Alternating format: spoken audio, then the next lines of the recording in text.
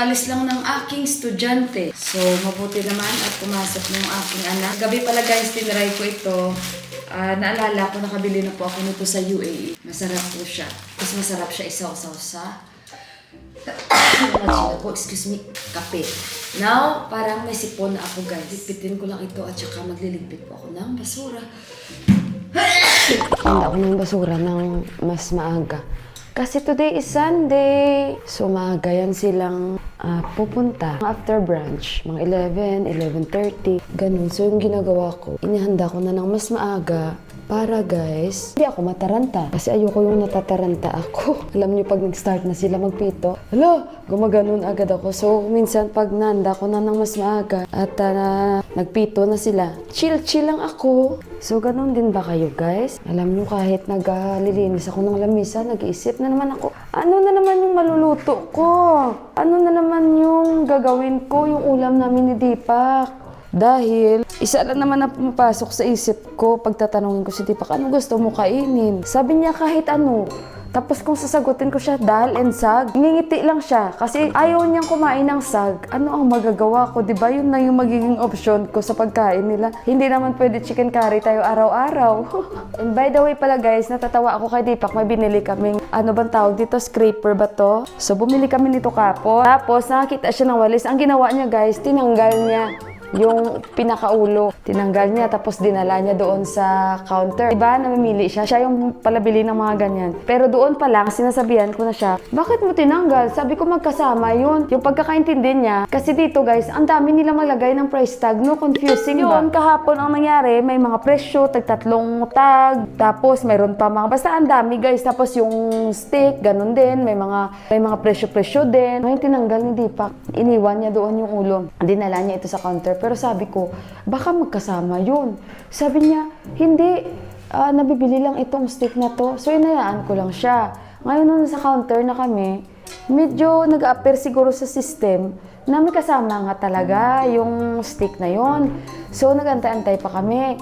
So, hindi talaga mapakali yung cashier kasi nga, may kasama talaga yon, sabi niya kay Deepak. So, sabi ni Deepak, may kasama ba? Ayaw ni Deepak bilhin noon kasi nga, meron na kami. Gusto niya lang yung steak. Pero sabi ko, mukhang talo ata tayo. Sana kinuha mo na lang. Iniwan niya. Tapos nung lumabas na kami, sabi niya, kasi sa UAE, nabibili lang na steak eh. Sabi niya, kasi nakalimutan ko. Akala ko nasa UAE pa rin ako. Kaya sabi niya, akala niya dito din daw, binibenta na steak lang. Sabi ko, hindi ako nagkakamali sa'yo. Sino ba ang bibili ng, walang kasama? At steak lang. Sabi niya daw sa UAE kasi daw nakakabili daw kami. Eh ako nakalimutan ko na. So ayun, di ba? So ito na yung binili namin. Yung medyo malaki kasi meron kami sa toilet. Naku, ang liit! Ang hirap kaya yung muko at gumanon-ganon ba? So at least ito, okay ito kasi maano lang siya, mabilis lang siya. At ayun guys, yun, hindi ko alam ba, ano na naman yung lulutuin namin. Kaya, nako, baka lalabas na naman tayo. At gusto ko sana mag-ikot, walking saglit, pero kasi mukhang nag-runny nose ako dito. Gasan ko muna to guys. Yung kinainan namin ngayon, actually kumain na rin ako. Yung pintuan namin sa itaas, yung aluminum na foil. Oh my God, sorry. Yung aluminum na pintuan namin na screen, tinanggal hindi pa kahapon. Gawa nga guys na nasira na talaga. So, naghahanap kami ng mag-aayos. Kaya kahapon, nung nasa taxi kami, umahaba yung liig ni Deepak. Saan kami makahanap? Dito lang banda sa amin. Dali papaayos namin. So, nakakapanibago na wala yung screen namin doon. Ito lang guys, hugasan ko at iligpitin ko na yung basura. So, tapos na guys, na iayos ko na yung basura sa baba. Linisan ko lang tong sahig. Guys, maalala ko before sa bahay namin, lagi yung aming sahig makinis. Makintab, hindi pala makinis. Green kasi yung kulay ng sahig namin. Hindi siya tiles. Pero maganda siyang pagkalagay nila. Alam niyo yung plain lang na mga sahig dati, mahilig tayo sa pula, di ba? Yung mga noon na mga bahay, yung mga sahig pula, floor wax, bubunot. Bunot tawag sa amin eh. Actually guys, may floor wax ako dito. Pinili ko din yun. Pero delikado siya ilagay sa ganitong sahig. Ewan ko ba? At saka sa marble. Napakadulas niya guys. Pero maalala ko talaga, ay bunot time talaga, grabe. Tapos full volume yung ano guys, yung music namin. Tapos toka-toka kami. Ay, kita nyo ganito palang parang nahingal na ako. Iba na talaga pag nag-iedad ka, no? Pero 'di ba, ganun dati, ngayon uso na lahat, so madali lang siyang linisan. Maganda din itong exercise. Mag-order na pala kami ng tubig. Sabihan ko si Deepak tawagan na niya. Kasi kailangan namin mag-stock na naman ng tubig. Alam nyo guys, ang mahal pala ng ng water bottle. Nagulat ako. Tag 300. Nagulat ako sa sabi ni Deepak sa akin. Pero iba yung nag-deliver sa amin kasi ewan ko ba, yung pinsan niya hindi man nagpunta dito. Baka kasing location malayo nga. Hi! So, ayun guys. At parang ang dami ko nang ginawa. Pakita ko pala sa inyo yung binigay sa akin nila Kanchi. Kasi nga nandito sila kahapon. So, yun na lang siguro ulamin namin yung simi. Tapos, bibili na lang ako ng patatas. Today guys, wala kaming araw. Ang gloomy. Ay, update ko pala kayo guys. Gagawa nga talaga sila daan. So, di ba ang dami ng bato? Ang mangyayari straight yan, paligid. I-connect nila doon sa daan na yon yung bato, kasi hindi man pwede kasi may daanan dyan eh, dyan sa kanila ninday nini. So i-connect dito, maapektuhan yan yung mga naglalagay dyan kung saan sila ni ama nag-work, maapektuhan yan sila. At I think nagbigay daw sila notice, sabi nila ninday nini. So doon papunta, kaya doon may mga guys, bato, tapos doon nakikita nyo kami nagsushortcut, doon yun i-connect nila guys. Kaya pinaalis na yung mga nagpa-farm dyan before. Etong mga to, may mga notice na daw yan sila guys. Kasi sa gobyerno ito, pinapaalis na sila. So yun palang update guys, gagawa sila ng daan at gagawin na ito parang residential talaga. Ito, kasi may naman kumbaga lokal yung may-ari nito. Sila ni Bay na nag-review sa baba. So yun yung update na magagawa sila ng isara ko lang kasi pinapasok yung sigarilyo. Yan yung ayaw ko. Guys, yan yung update na gagawa sila ng daan. Nag-init ako ng tubig kasi inom tayo ng cranberry na tea. At ito yung binigay nila sa akin na gulay. Paborito din ito na dito. Ayan, mga tanim ni Auntie. So, dalawang klase ito. Ito, i-mix na lang natin. 3 klase ata yung binigay nila sa atin.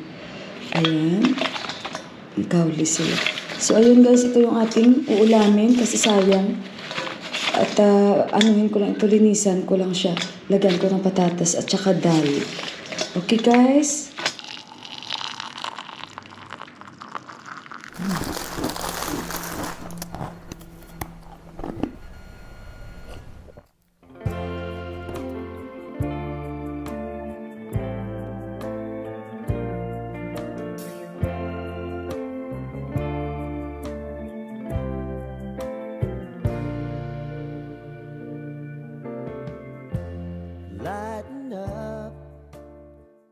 So guys, dito na ako. May strawberry sila ni Bayo.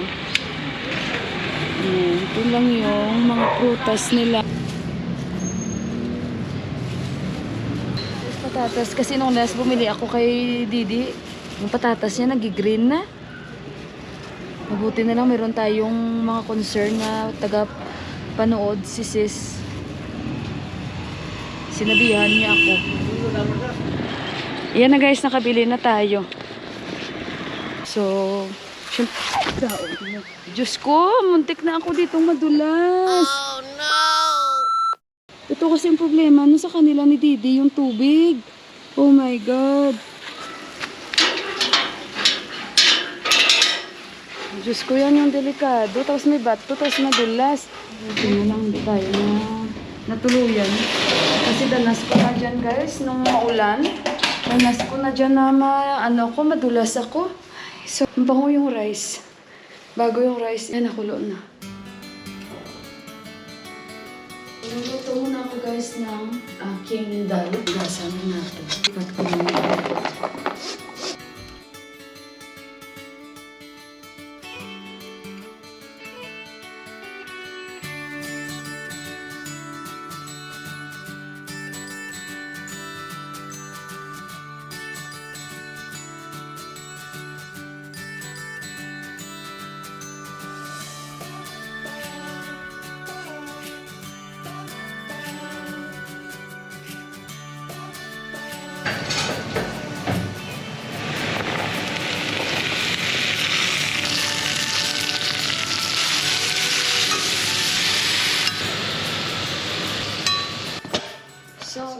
ko lang siya konti. Lagyan natin yan ng ginger garlic paste. Ngayon guys, papakita ko sa inyo. May nabili si Deepak nabili niyang ghee. Malayo itong nabilhan niya eh. Somewhere siya sa Kushi. So ito yung nabili ni Deepak. Oh, yung ghee, 2. Dinala niya ito na hindi ko lang sa inyo na ipakita. Ayan. Ito ay ano guys no? From Kalabaw. Homemade lang na mga ghee nila.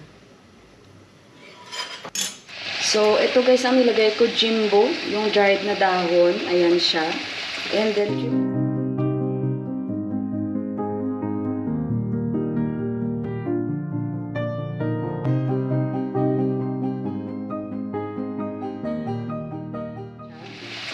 cumin seeds, and then ghee. Ilalagay natin yan sa ating dal para maging more masarap. Tapos yung aroma nito ng Jimbo, guys, ang bango niyan. Pag nasanay na kayo.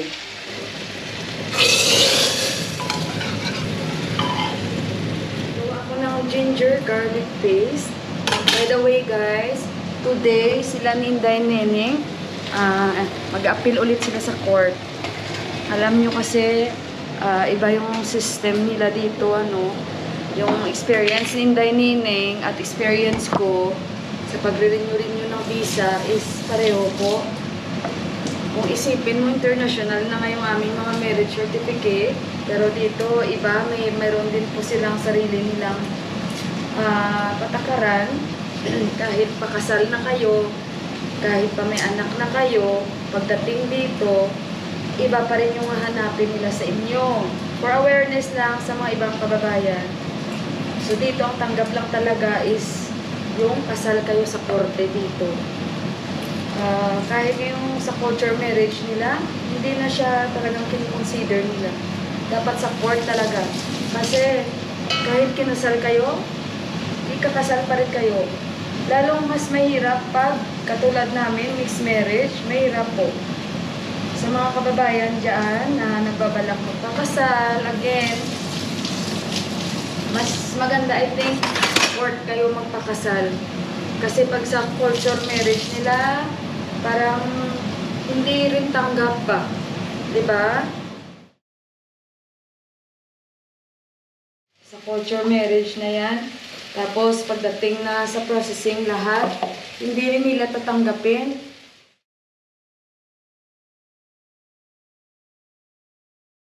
Dahil may mga iba po silang hahanapin, yung sa court lang talaga ang valid na yun.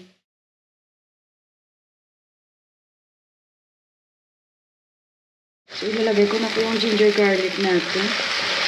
Ayan guys, ang gusto kong i-share sa inyo dahil hindi nyo rin masisisi. Katulad namin na minsan, ganun na lang yung maging desisyon namin na magsitisin na lang kasi mahirap talaga. Kasi na-experience ko na yan eh. So, ikakasal po sila ulit. Para bang formality lang talaga. Kahit na kasal na sila dito noong 2019, kung hindi ako nagkakamali, sa culture marriage. Kahit konting mali lang sa documents, guys, hindi nila yung tatanggapin. Kumbaga, mahirap kasi basta guys, napakahirap. Ano ko ba yan sasabihin sa inyo? Kaya ngayong naging experience ni sis, danas ko na yan from the beginning. Nasabi na kung mag-renew ka, mag-visa mo, meron ka talagang pagdadaanan. Basta ewan ko sana, kasi kasal naman na sa Nepalese dito, pero kakaiba kasi ang kanilang, patakaran. So, masarap na yung luto ko. So, ayun guys, basta much better magpakasal na lang talaga diretso sa sa korte kaysa sa culture marriage nila. Hindi ko guys alam kung sa kalahi nila ganun din ba o sa amin lang na kumbaga ibang lahi. Kasi nung time na yun, i-share ko rin sa inyo yung experience ko, di ba? Na may mga nakakasabay pa kami magdi-divorce. Ang bilis lang mag-divorce dito guys. Sobrang bilis. Ilan yung nakasabay namin na magdi-divorce tapos ang babata pa nila. At napakalayo pa na lugar yun kung saan kami kinasal ulit, hindi ba? mahirap din guys na wala kayong connection na tutulong sa inyo, na ganito, ganyan, ganyan. Mahirap. Kasi dito iba. Iba guys. Kahit pa sabihin nyo nasa Kathmandu na kayo, pero doon pa rin kayo tuturo kung taga saan talaga yung asawa mo. Depende na kung lahat ay okay. Pero may konting mali lang. Naku, ang masama pa, hindi nyo naman mali yan. Mali naman ang ganito.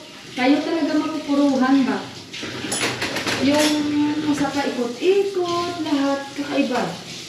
Hopefully today, yun, naging okay na sila nindan yung kanilang pag-process. Sa totoo lang po, dinanas ko rin at sobrang ano yun guys, kumbaga stress dahil hindi mo alam kung ano na naman yung mangyayari. Kasi to think, okay naman yung mga documents sana, pero pagdating sa ganito, iba.